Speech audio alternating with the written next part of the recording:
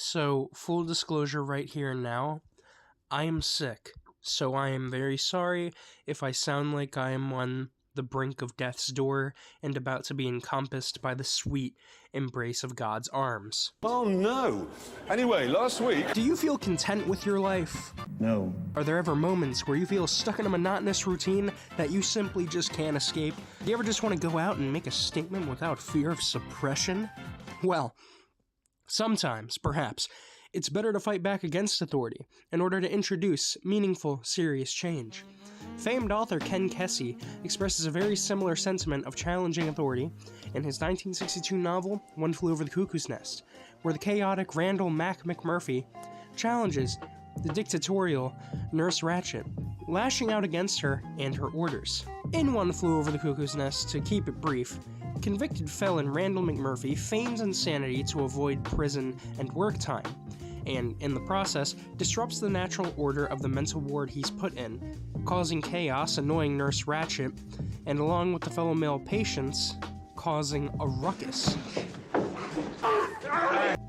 Until his sudden lobotomization at the end of the book. In today's world, and in the novel, the freedom of expression is constantly suppressed, and, even in the case of McMurphy especially, forcefully put down. In the novel, Kesey describes this kind of oppression as a fog, writing, from the perspective of the narrator Chief Bromden, "All this morning I've been waiting for them to fog us in again. The last few days, they've been doing it more and more. And while this fog may make some people feel safe, such as the men in the ward, it is often beneficial to step out of this fog, question the authority of the people above you." What's in the horse pill? It's just medicine. It's good for you. Yeah, but I don't like the idea of taking something if I don't know what it is. Kesey writes about how the patients started letting fly at everything that had ever happened on the ward that they didn't like. This happens after McMurphy arrives on the ward, after the men experience what feels like for the first time in their lives, freedom or release. After all they had already gone through with McMurphy at this point in the book, they started airing their grievances, protesting, and not being pushed over anymore after feeling like they finally had a voice, someone to channel their energy through. I want something done! I want something done! In modern America, we can see something very similar to this effect. We can see that change is often achieved most effectively through protests and riots, introducing chaos to bring on a change in authority and order. For example, in the wake of George Floyd's death in the summer of 2020, a surge of Black Lives Matter protests lasting for over a year, some peaceful and some violent, led to the introduction of the George Floyd Justice and Policing Act in the House of Representatives, and the election of several public officials such as John Ossoff, Raphael Warnock, and this guy, I don't know if you've heard of him, seems a little bit familiar, but I personally can't quite put my finger on it. It has also been found that following the surge of Black Lives Matter protests, the opinions of voters were swayed by the demonstrations and situations that brought on the demonstrations. A large number of young voters who notoriously don't often vote also voted in the 2020 elections, leading to the highest voter turnout in over a century. This prominent and very relevant example of fighting back and challenging authority shows us that meaningful and huge change can come as a result of protest and demonstration. Another prominent example would be the death of Freddie Gray while in police custody. Following his death, a series of notorious riots in Baltimore eventually led to the investigation of the officers that killed Gray, and charges were pressed against said officers. This is a more extreme example of how fighting against authority and introducing chaos can bring about change. The riots were notoriously very damaging, leading to many deaths and property damage, but ultimately, change was found in some sort. Now, look, some people could argue that it is actually more beneficial to not fight against authority and maybe even work alongside authority.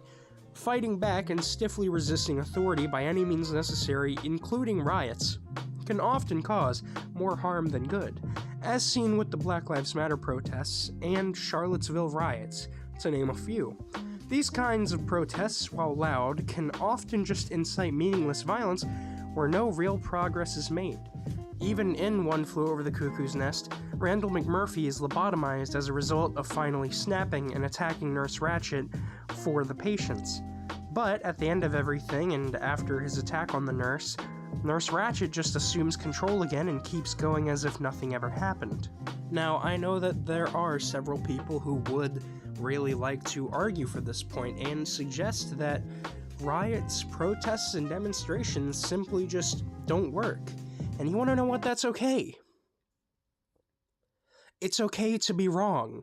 You see, while it has already been proven that riots indeed do work, as seen through the Black Lives Matter demonstrations from 2015 and 2020, there has even been data and polls to suggest that interest in change is often peaked following protests, demonstrations, and riots. In an article by Dr. Paul Heidemann, data from polls suggests that following the Baltimore riots after Freddie Gray's death, the public opinion shifted dramatically among Americans that more changes need to be made to achieve equality after the Black Lives Matter protests and demonstrations made its way into the mainstream. This data shows us that demonstrations, protests, and riots are an effective way to introduce meaningful change, or at least inspire others to introduce meaningful change. In One Flew Over the Cuckoo's Nest as well, while McMurphy is killed and all the other male patients seem to seemingly go back to their normal routine, the narrator, Chief Bromden, rips a water fountain out of the ground and breaks out of the ward following the influence of Randall McMurphy. Ultimately, there's just more data backing the idea of resisting authority working more than being docile. And the change following these demonstrations, such as the election of public officials and the passing of bills in government, speak for themselves. In One Flew Over the Cuckoo's Nest, Randall McMurphy is the living embodiment of chaos, the perfect example of how change can only be introduced by fighting back and resisting authority. This story can easily be applied to modern-day America, as we see the effect riots, demonstrations, and protests have on local and even federal government. Following the events of the novel, and considering the events in today's world, maybe it's worthwhile to think about how maybe we should fight against the people who keep us down, inspire change for the people around us, and create a better, more efficient future for everyone. Because while staying silent is safe, it may just be as dangerous as fighting back. Thank you all, this was my capstone. I'm now going to drink several bowls of chicken noodle soup. Here are my sources. I'm going to collapse, go into a deep slumber for several days, and I will see you all later after my sinus is clear and I am free from death's embrace. Have a good day, everyone.